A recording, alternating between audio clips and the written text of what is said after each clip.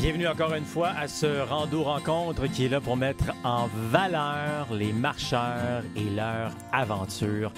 Que ce soit au Québec, sur le chemin du Québec ou ailleurs à travers le monde, sur les nombreux chemins de Compostelle. Parce que depuis le temps que vous regardez ces rando-rencontres ou encore les diffusions Facebook que je fais, les balados, etc., vous avez commencé peut-être à saisir qu'il y a plus qu'un chemin de Compostelle. Souvent, on pense ça, le chemin de Compostelle. Et si vous êtes nouveau, bienvenue. Bienvenue, on va clarifier tout ça parce que non, effectivement, il y a plus qu'un chemin de Compostelle. Et c'est pourquoi on a de nombreux invités qui ont fait de nombreux chemins de Compostelle ou encore peut-être ailleurs à travers le monde. Et puis, qui parfois avant ou après, ils sont étrangers ou québécois, ont fait le chemin du Québec en partie ou en totalité. C'est beaucoup d'informations tout de suite pour commencer, hein? Ben voilà pourquoi on a ces invités en or qui viennent nous parler de leur expérience, de leur aventure. Tout d'abord, je me présente pour ceux qui ne savent pas qui je suis. Pascal Auger. Je suis journaliste, conférencier, formateur et secouriste certifié pour Québec-Compostelle qui est informé, inspiré, préparé pour marcher au Québec ou encore Compostelle et instigateur, coordonnateur du Chemin du Québec, 1200 km de rando communautaire entre Montréal et le bout du monde. Le bout du monde étant le phare de Cap-Gaspé dans le parc Forillon en Gaspésie. 1200 km de bonheur sur l'unique chemin de rando communautaire en Amérique aux valeurs Compostelle. Je suis vraiment content de pouvoir être là encore une fois aujourd'hui pour vous offrir gratuitement ce qu'on appelle rando-rencontre, donc un beau moment avec des marcheurs de partout à travers le monde pour venir informer des marcheurs de partout à travers le monde ou des marcheurs potentiels. La plupart du temps, vous êtes des marcheurs potentiels, des gens qui avaient le goût, mais vous ne savez pas trop comment ça marche, où marcher, où manger, où dormir, comment avoir la forme, comment se préparer. Plein de questions qu'on répond ici via nos invités. Parce que c'est ce que j'aime faire, moi, aider les gens qui sont en réflexion et qui sentent le besoin de prendre une pause de leur quotidien pour mettre plus de sens, plus de liberté, plus de bonheur dans leur vie. Donc, c'est un échange, en quelque sorte, que l'on fait quand on a déjà vécu cette belle grande expérience-là, autant au Québec que Compostelle. On devient, en quelque sorte, on l'appelle dans le jargon du milieu, des passeurs. On aime passer l'information, passer ce qu'on a vécu, passer cette expérience, cette aventure à des gens qui souhaiteraient le faire, mais qui sont inquiets. Mais dites-vous que nous aussi, quand on l'a commencé, cette aventure-là, on avait à peu près les mêmes anticipations, les mêmes nervosités que vous avez présentement. Et dans le fond, on est juste là en train de vous dire que ça se fait. Il y a des millions de personnes qui l'ont fait auparavant. Et puis, ça se fait tout simplement en ayant un minimum de préparation. Nous, notre spécialité ici, c'est la rando communautaire, / pèlerinage, hein? Parce que, la rando communautaire, c'est un terme plus québécois, plus moderne pour parler de pèlerinage, parce qu'au Québec, généralement, si on utilise le mot pèlerinage, ça effraie un peu des gens, parce qu'on revient souvent on voit une image de religion, un pèlerinage classique, de se promener d'une église à l'autre à genoux avec une croix sur le dos, genre. Mais non, c'est plus, évidemment, ça a évolué, tout ça, donc c'est pour ça qu'on aime bien utiliser le terme rando communautaire. Bien que l'information qu'on vous livre peut servir si vous faites de la rando autonomie ou si vous faites de la rando tourisme, qui est très différent quand même de la rando communautaire. Mais on est là pour répondre à toutes ces questions, que ce soit autant, comme je le disais, pour les chemins de Compostelle ou encore sur le chemin du Québec. On répond à vos questions à multiples manières également. N'oubliez pas que vous pouvez poser vos questions sur nos différents groupes où on est très, très présent, entre autres sur les groupes Marché, Santé, Bonheur, qui vraiment est là pour aider tout le monde qui veut se préparer pour marcher au Québec ou encore Compostelle. Mais il y a également le groupe Chemin du Québec, qui lui est spécialisé sur le chemin du Québec.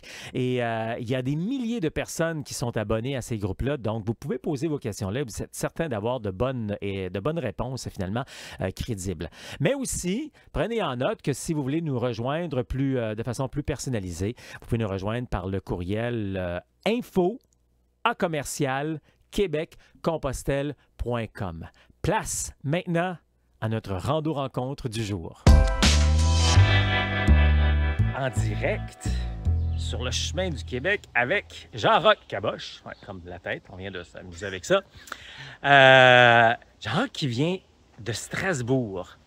Puis, on va justement parler du fait qu'il est ici, de Strasbourg.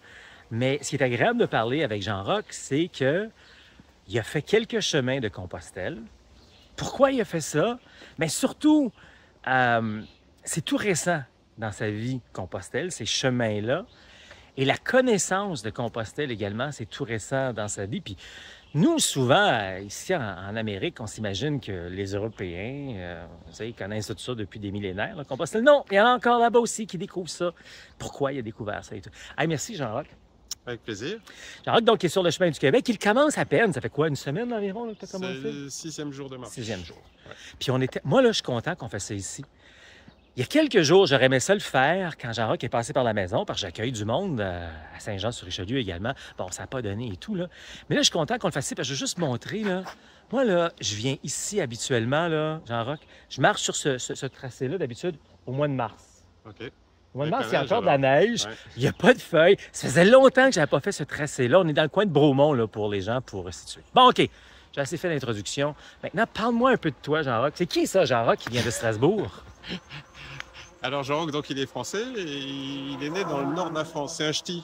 Un ch'ti. Je crois que vous savez ce que c'est. Voilà, les oui, ch'tis. OK, merci. Voilà.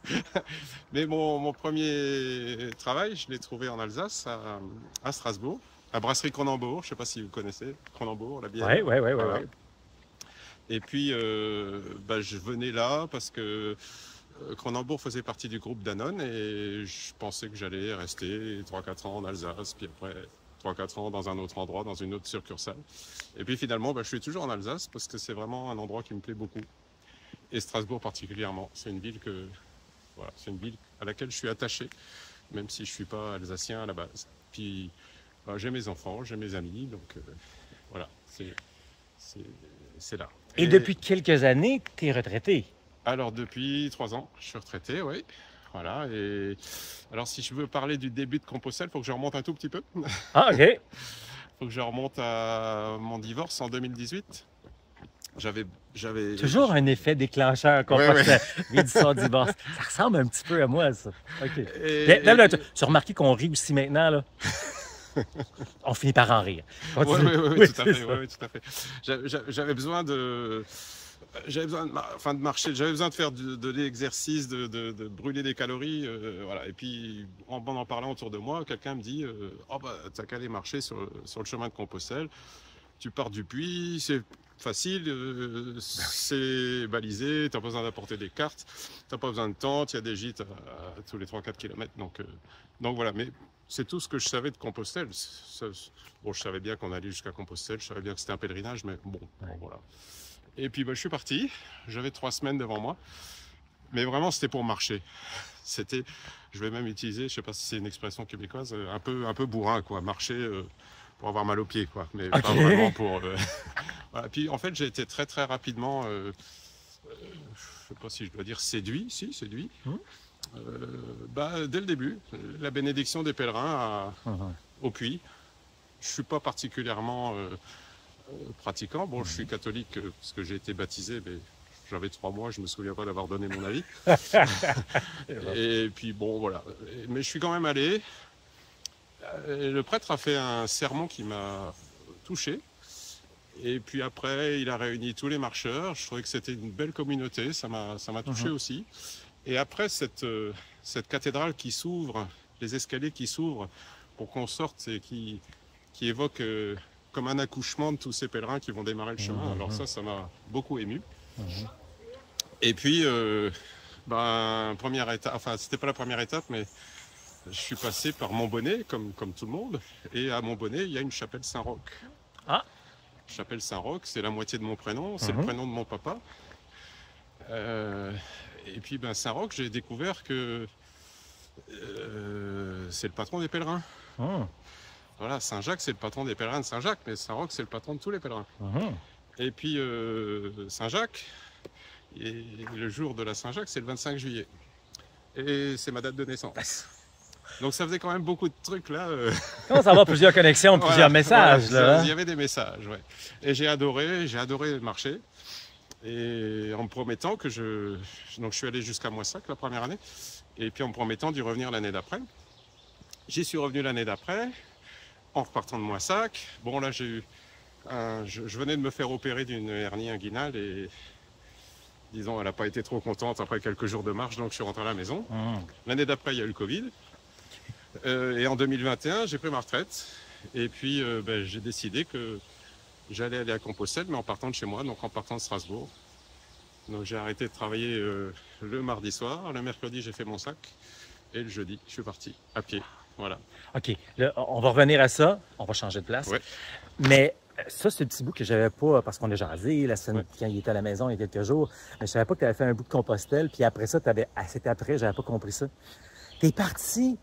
Hey, là, OK, là, tu viens de dire des affaires là, que je savais pas, que j'avais pas compris. 2 jours après la retraite. Ouais.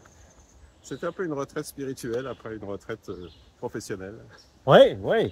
Puis là, tu es parti de Strasbourg. De Strasbourg là, à Compostelle, à Santiago, c'est combien de kilomètres? C'est 2500. 2500. Donc, c'est à peu près l'aller-retour du chemin du Québec qu'on est en train de faire présentement. Donc, je sais que tu l'as fait au complet, mais tu fais au complet cette fois-là ou t'es... Je l'ai fait au complet cette fois-là. 2500. Puis tu as fait ça en combien de temps? Alors, j'ai marché 103 jours, exactement. 103 jours. Faut dire que Jean-Roch, c'est un marcheur quand même avec un bon rythme, là. Tu sais, là, moi, je marche un peu plus lent. D'ailleurs, là, il doit trouver ça ardu, là. Je l'ai fait ralentir pour faire notre vidéo, là, tu sais, là. OK. Parle-moi donc de cette expérience-là. Tu es parti de Strasbourg. Ça, c'est trippant. Tu as mis la clé dans la porte. Tu viens de tomber en rétro. Qu'est-ce qui se passait en dedans de toi? Alors, c'était très drôle parce que j'avais un collègue qui ne croyait pas ça. 15 fois, il m'a répété, alors un collègue méridional, alors avec l'accent, tu pars de chez toi, tu pars de chez toi. Je dis, oui, je pars de chez moi, mais t'as qu'à venir. Il est venu, et on a fermé la porte ensemble, et on a fait les premiers kilomètres jusqu'à la cathédrale. Ah oui. Parce que, bon, alors j'arrête pas de dire que je suis pas spécialement religieux, mais j'avais envie de partir de la cathédrale, quoi. Disons, symboliquement, c'était bien, et c'était très marrant parce que je voulais entrer dans la cathédrale. Mais évidemment, la cathédrale, c'était le 8 juillet. Il y a la queue jusque très loin. Okay. Et puis, il y a un gars qui regarde les sacs. Alors, j'avais mon sac à dos. Je dis, non, on va pas faire ça, c'est trop compliqué. Et puis, si, Jean-Roch. Alors, c'est quelqu'un qui parle beaucoup, qui a beaucoup de bagou. Et il allait entretenir le gars qui faisait le contrôle. Et je crois qu'au bout de 5 minutes, l'autre, il savait plus comment il s'appelait. Il m'a dit, allez, entrez. Donc j'ai pu entrer à la cathédrale. Il y a une statue de Saint-Roch, donc évidemment, je suis allé le voir. Il n'y a pas une statue de Sainte-Liliane, mais il y a une statue de Saint-Antoine qui était le saint favori de ma maman. Et puis après, je suis parti. Voilà. Je suis parti, une petite étape, parce qu'en fait, là, c'était juste pour aller dormir chez ma fille, qui habite dans la banlieue de Strasbourg, et revoir aussi mon fils, donc une dernière soirée avec mes enfants. Et puis le lendemain, commencer cette grande aventure. La grande aventure. Là, on va juste s'installer ici 2 petites secondes, bien à côté de moi. Ouais. Parce que on va continuer l'histoire. Il faut juste que je raconte que, entre autres, hier, j'ai dit à Jean-Roch, hey, je vais aller te rejoindre pour faire notre... Mais il y avait de la pluie. Fait que là, ce matin, je dis, hey, ça se dégage, je vais aller te rejoindre, on va aller faire notre conférence entrevue. Je m'en viens, il faisait super beau. Là, il y a un nuage de pluie qui nous tombe dessus. Fait que là, on se cache ici un petit peu là, en dessous des arbres pour l'instant, ça va passer, ces passages. Donc, OK, donc là, tu es prêt, tu es allé voir ta famille et tout, puis là, tu décolles. Comment ça se passe, ça, ce 2500 km-là? Les premières journées, tu t'es posé des questions, au contraire, c'était libérateur, tu viens arriver à la retraite. Comment ça se passe? Je crois que libérateur, c'est le mot. J'étais tellement bien, j'ai eu beaucoup de chance, il faisait beau. Mes deux premiers hébergements, c'était chez des amis. Et alors, j'étais pas encore dans l'inconnu, puisque j'ai beaucoup marché par là. Ouais. Je blaguais d'ailleurs en disant, là, je suis en terrain connu. Et au 3e jour, je suis arrivé en terre inconnue. Et puis après, voilà, des belles rencontres. Donc, il n'y a pas de gîte comme après le Puy, hein. C'est chez des particuliers. On fait connaissance, on passe des belles soirées.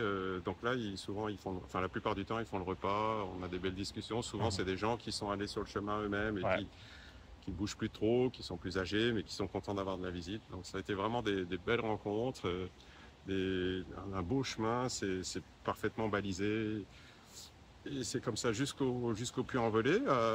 je dirais presque mon voyage, c'était en trois morceaux, quoi. Jusqu'au Ouais, Puy-en-Velay, c'est ouais. ça. C'est des hébergements chez des particuliers. J'étais souvent seul. OK. Et donc des contacts très directs, hein. Mhm, Puis à partir du Puy, ben, c'est les gîtes. Alors, mhm. moins de contact avec les Plus des logeurs. demi-pensions, là. Voilà, OK. demi-pension. Puis ben, on est plein autour de la table. Donc on fait Mhm. aussi des belles rencontres. C'est plus mouvementé, c'est plus animé. Voilà. Puis après, il y a l'Espagne. L'Espagne, c'est encore un autre mode de fonctionnement. Souvent, l'hébergement, il y a part du restaurant. C'est différent, mais c'est bien, c'est bien. Et puis en fait, bon, j'ai de la chance, je suis assez sportif, donc ça m'a pas, j'ai pas eu de soucis, j'ai toujours marché Mhm, parfaitement. Et mhm. puis j'ai eu beaucoup de chance. 103 jours de marche, j'ai eu 2 jours de pluie et 2 jours humides, on va dire, un peu 2 jours comme ça. Incroyable. C'était quel Ouais. mois?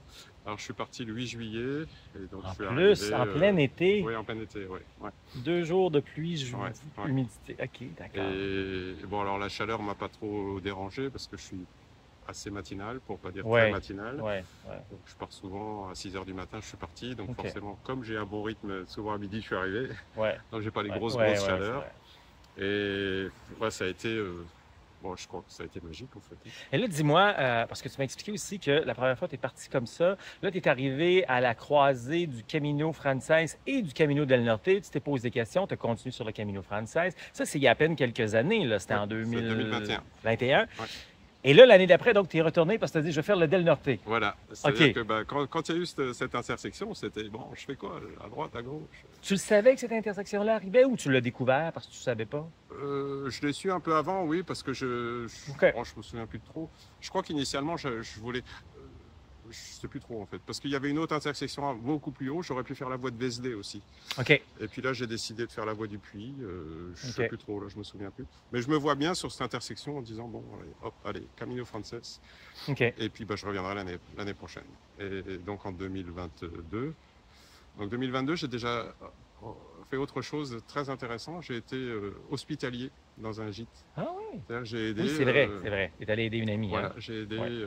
6 semaines dans un gîte. Et puis je suis revenu après mon chemin, j'ai réaidé encore 6 semaines. Et puis 15 jours dans un autre gîte.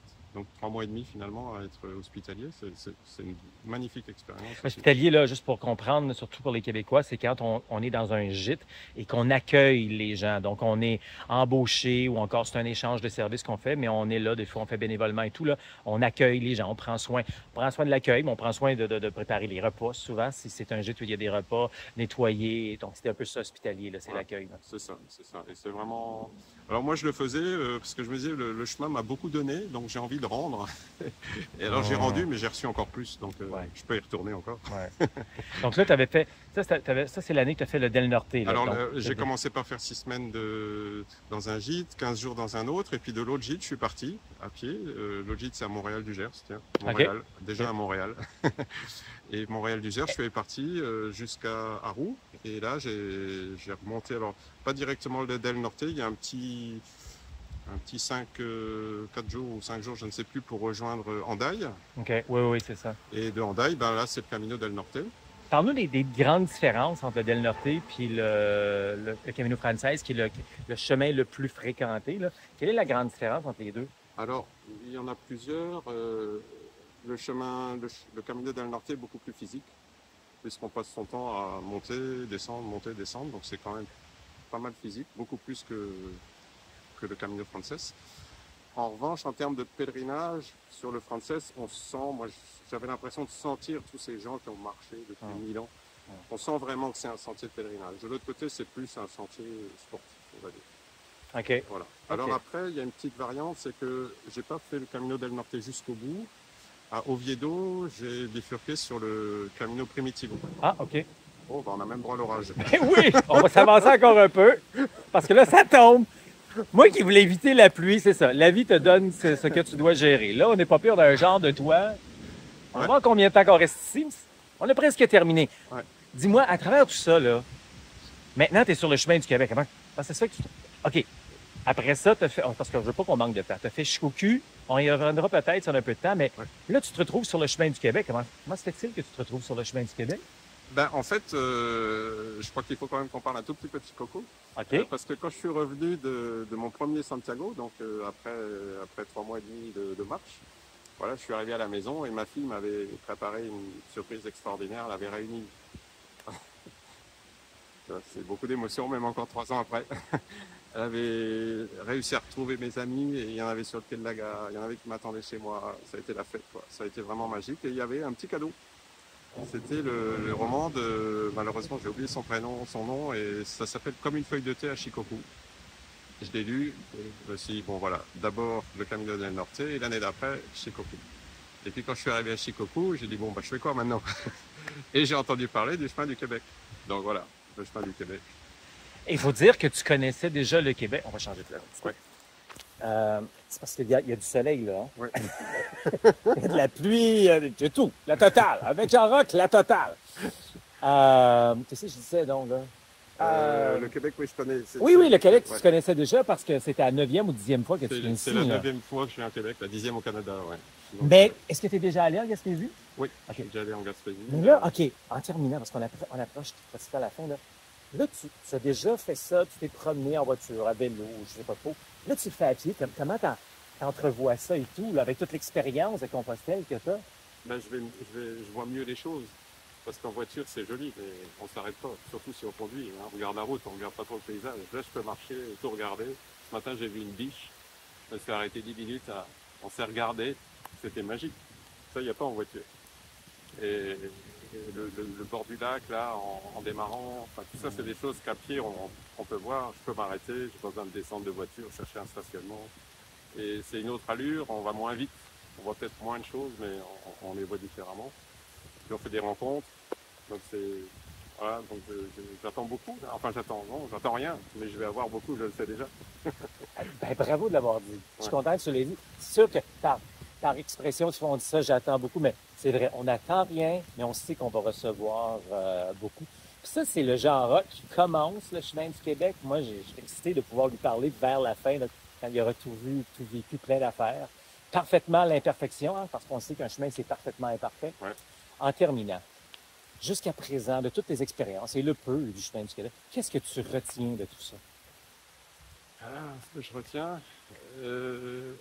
en fait, j'ai réalisé que la marche, on parle beaucoup de méditation, hein, et j'ai déjà essayé. Alors moi, la position du lotus, en essayant de regarder ce qui passe par mes peaux de nez, ça marche pas. Mais quand je suis en train de marcher, tout à l'heure, quand j'étais en train de regarder la biche, ou un peu avant, il y avait un lapin, là, je suis dans le présent. Et le présent, ça a deux sens. C'est le présent maintenant, puis c'est le présent cadeau.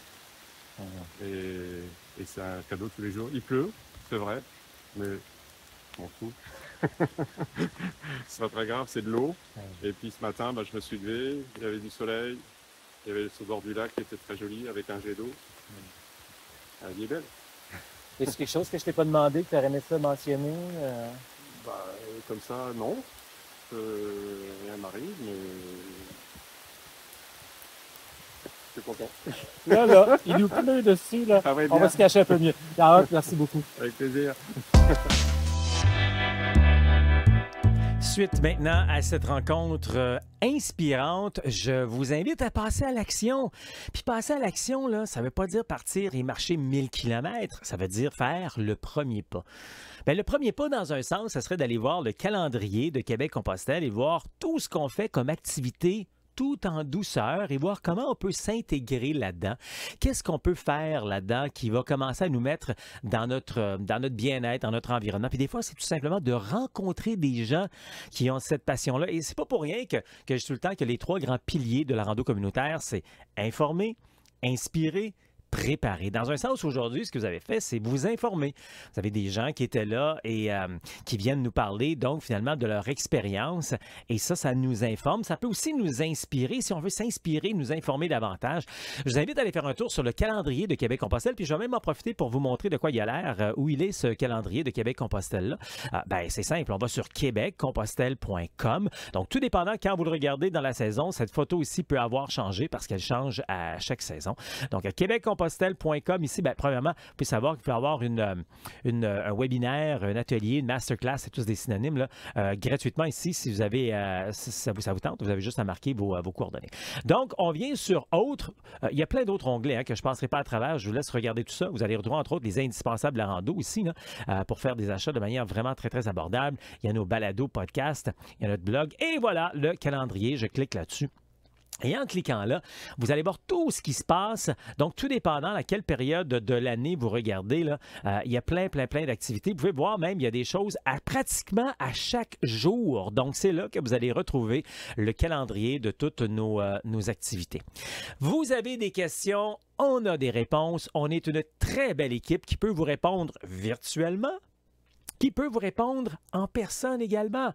Sur le calendrier, vous allez y voir des rendez-vous de marche. Ça vous tente de marcher avec moi, avec d'autres passionnés, des gens du Québec, des gens de l'international. C'est possible de se rencontrer et d'échanger avec nous, donc en personne. C'est ça, les valeurs Compostelle, c'est dans le moment présent, dans le présent, et c'est d'être ensemble finalement. Mais des fois, avant tout ça, on a besoin d'informations, de questionnements. Bien, je le rementionne, vous avez juste à aller faire un tour, vous avez juste à écrire sur le courriel pour une réponse plus personnalisée.